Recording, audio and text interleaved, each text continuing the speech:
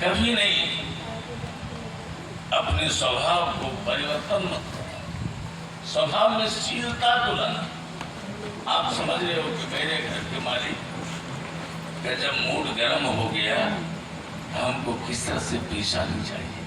एक सूरज बन गया तो दूसरा चंद्रमा बनना, यानी वो जितना गर्म तुम उतना ही शीतल। लड़ाई कैसे होगी? नहीं हो सकती। लड़ा भी नहीं। झगड़े तो तब होते हैं जब रगड़ा पैदा हो, और रगड़ा पैदा होने से अग्नि पैदा हो जाती। अग्निदेव पैदा हो जाने से गृह कलह हो जाता है, मनवांछित फल नहीं प्राप्त होते, अपने लोग पराये बन जाते हैं। इसलिए आप महादेवियों से एक बार मैं कहूंगा कि इस नाम इस गुण को इतनी सुंदर आवाज में आप पेश आओ तो लोग कहें कि हम कहीं न जा सकेंगे। अगर जाएंगे भी तो एक बार मेरे घर में जो मालकिनी है अर्थात लक्ष्मी गृहिणी हमारी है, एक बार उनको देख के तो जाएंगे। जब तुम देख के जाओगे तब क्या होगा कि बिगड़ा हुआ काम भी तुम्हारा बनेगा। और कहीं मन को उचिष्ट भाव ने प्रवर्त्या, अपने मन को उचिष्ट भाव में प्रवर्तित कर दिया, मन तो क्या लगेगा चंगा बन जाओ। मत करिए। तुम्हारे घर में शांति करने के लिए, तुम्हारी हर व्यवस्था को सुचारू ढंग से चलाने के लिए सुदृढ़ परिवार की बच्चियां जो दुल्हन बन के आई है, वो कभी वो दुल्हन नहीं बन सकती। आज ये पत्र हमारी रुक्मिणी जी लिख रही भगवान श्री कृष्ण को, यानी ईश्वर भगवान जद पृथ्वी क्या कहते हैं, तपा श्रद्धा को धीरो। तप और श्रद्धा कब की प्राप्ति होती है? जब मन में धैर्य होता है, दुख हो जाने से घबरा नहीं जाना चाहिए, और बहुत सुख होने से हंसना भी नहीं चाहिए। फिर क्या कहते हैं, निहत संगो मुक्त संशय और समाधान नमः कृष्णे। उस वक्त जिस वक्त क्रोध पैदा हो जाए ना, अपनी जीवा पर भगवान के नाम को लिया और क्या कहना, व्यवसितम प्रदया माध्य माध्यत्रम। हे माधव, तुमने संसार के मद को तोड़ा है, तो फिर मैं कौन सा मद कर सकता तुम्हारे आगे। इस भावना में आप पेश आओगे, तुम्हारी जितनी भी गुस्सा होगी एक कुठरी में बांध कर ठाकुर जी को चला। अगर श्री कृष्ण नहीं कह सको या नहीं, उस समय तुम्हारे मालिक अगर गुस्सा में, तुमको कहो, उनको एक ही भाव में बोलो, एक ही स्वर में बोलो, श्री राम श्री राम। अगर पढ़ा लिखा ज्ञानी होगा, कितना बिगड़ा होगा, तो श्री महालक्ष्मी का नाम है, और राम तो पूर्ण ब्रह्म नारायण है। समझो, आज ये अंतिम प्रवचन है हमारी,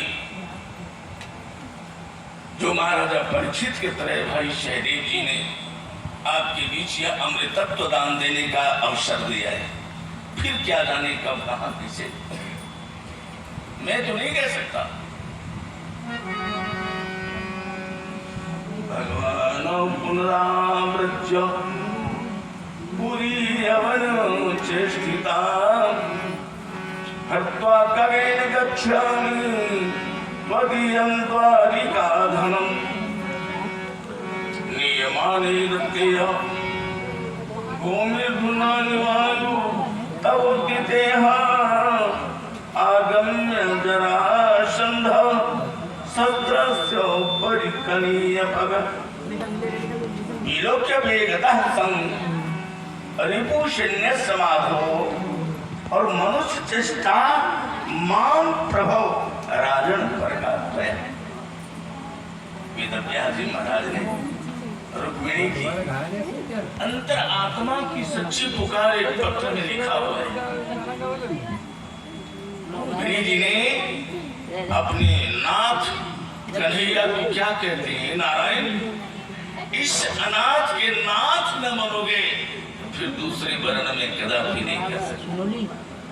मेरी विवाह श्री कृष्ण के साथ होने की मैंने बल मनोनीत कर चुका हूँ, यथार्थ तय कर चुका हूँ, संकल्प हो चुकी है।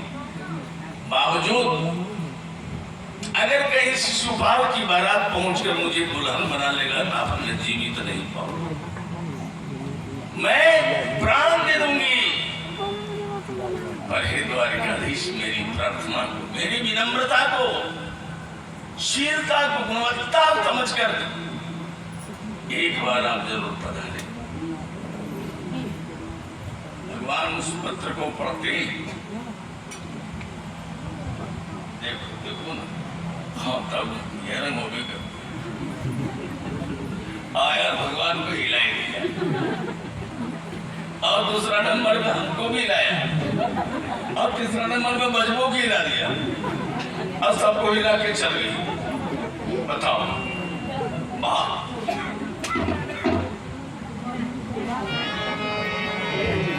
जब ऐसा होता है मनुष्य चेष्टा माधव, मनुष्य चेष्टा राजन द्रव मातुल्यतम विहाय नितम प्रचुरम अभिहितो भैरव भीतरम भीतवत् कृष्टायाम पद्ममालाभ्याम चेतम पुरे योजनम और पलाय मानो तन दृष्ट्वा माधव मागध प्रहस्य में मरे।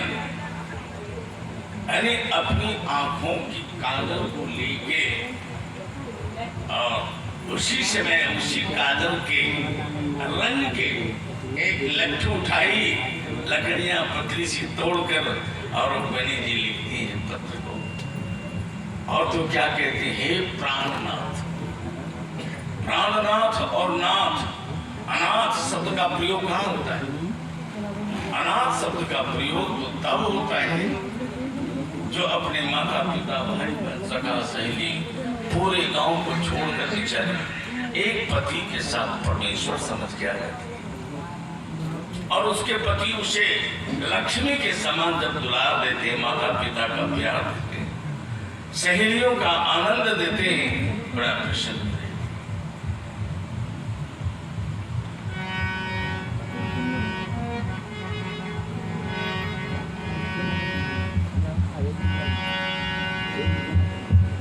ब्राह्मण देवता बड़े प्रसन्न सुंदरवन से जब परम सुंदरी रुक्मिणी जी को यह मालूम हुआ कि मेरा भाई रुक्मी जो है वे शिशुपाल के साथ मेरा विवाह करना चाहता है, तब ये बहुत उदास हो गई, और उन्होंने यह पत्र के बहाने इस पत्र से परमात्मा को सूचित करती है, हे जगत नियंता जगदीश्वर, हे अंतर्यामी भगवान, इस पत्र को आप स्वीकार करें और आने में विलंब न लगाए। परसों के दिन बारात आने को है, यह भी क्या परसों के दिन बारात आने को है।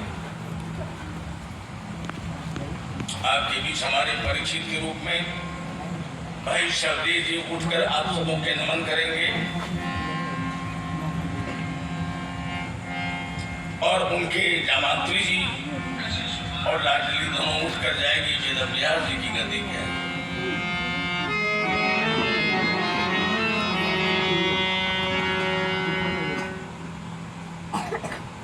अब तो जरासंध को भी पता हो गया, जरासंध कंस का ससुर है, और कंस जब मारा गया कृष्ण के हाथ से